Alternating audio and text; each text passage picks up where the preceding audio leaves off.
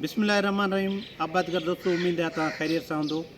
अॼु जंहिं पाण टॉपिक ते ॻाल्हाईंदासीं उहो आहे पंहिंजो त बीमारियुनि खां पाक वैराइटियूं, डिज़ीज़ रेज़िस्टेंट वैराइटियूं असां छो लॻाईंदा आहियूं। ॾिसो, असां जेके प्लांट ब्रीडिंग एंड जेनेटिक्स जा माण्हू हूंदा आहियूं, अलहमदिल्ला मुंहिंजो डिपार्टमेंट बि प्लांट ब्रीडिंग एंड जेनेटिक्स आहे। त जेके बि नयूं जिन्सूं असांजी मार्केट में ईंदियूं आहिनि या को बि इदारो जिन्सूं मतिलबु रिलीज़ कंदो आहे, वैराइटीज़ रिलीज़ कंदो आहे, त उन में वॾे में वॾो अहम किरदारु हिकिड़े ब्रीडर जो हूंदो आहे, हिकिड़े प्लांट ब्रीडिंग एंड जेनेटिक्स जे माण्हू जो हूंदो आहे। त हाणे ॾिसो, असांजा कुझु प्रिंसिपल्स, असांजा ऑब्जेक्टिव्स हूंदा आहिनि। उहे ऑब्जेक्टिव्स कहिड़ा हूंदा आहिनि त असांजी जेका उहा जिन्स आहे अर्ली मिच्योर हुजे, हाई यील्डिंग हुजे, डिज़ीज़ रेज़िस्टेंट हुजे, टेम्परेचर खे बर्दाश्त करण वारी हुजे, सेलिनिटी ते सुठी परफॉर्मेंस ॾिए, मतिलबु कलराटी ज़मीन ते। उन खां अलावा मतिलबु ड्राउट ते उहो सुठी परफॉर्मेंस ॾिए।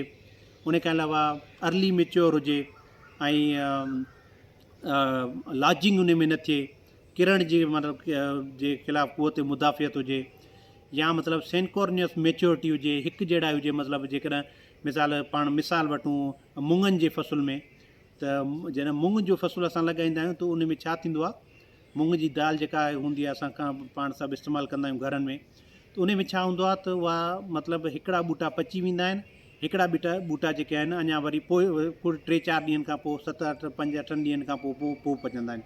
हाणे जेके ॿूटा पची विया उन्हनि खे डेफिनेटली असां जेको आहे माना अर्ली असां हार्वेस्ट करे हिकिड़ी जॻह ते अलॻि करे रखंदासीं। जेके न कंदासीं त उहो लाज़मी ॻाल्हि आहे छाणो कंदा।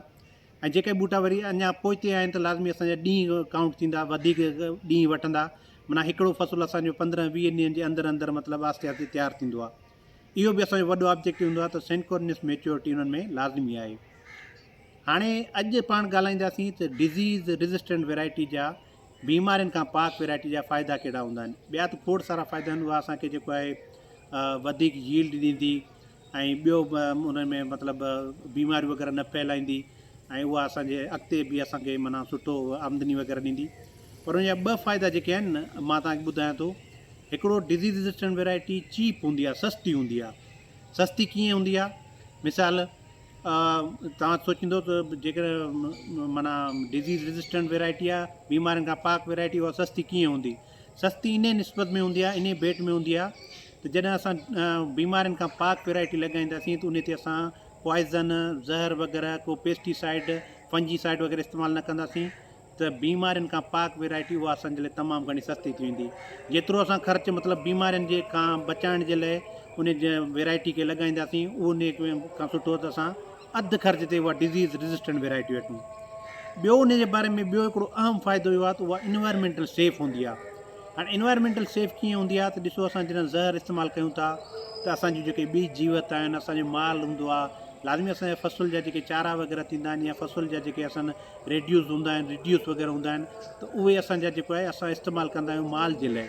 वोण बि असांजा माल खाईंदा आहिनि, कणिक बि असांजो माल खाईंदी आहे, ॿिया जेके गाह वग़ैरह आहिनि उहे असांजो माल खाईंदा आहिनि। जेकॾहिं उहे वैराइटीज़ असांजूं माना बीमारियुनि खां पाक हूंदियूं, ऐं असां जेके हुन ते ज़हर इस्तेमालु न कंदासीं, त असांजे इन्वायरमेंट में असांजो जेको माहौल आहे उहो साफ़ु सुथिरो हूंदो, गदलाइण न थींदी। ऐं उन जे करे असांजे इहे ॿ फ़ाइदा तमामु अहम आहिनि। हिकिड़ो त उहा सस्ती हूंदी आहे, उन ते ज़हर वग़ैरह इस्तेमालु न कंदा आहियूं। जॾहिं ज़हर वग़ैरह इस्तेमालु न कंदा आहियूं त असांजो इन्वायरमेंट साफ़ु हूंदो आहे। Thank you so much. उमेदु आहे तव्हांखे वीडियो पसंदि ईंदी। जेकॾहिं वीडियो पसंदि अचे त हिनखे अॻिते ज़रूरु शेयर कजो। तव्हांजी वॾी महिरबानी। Thank U.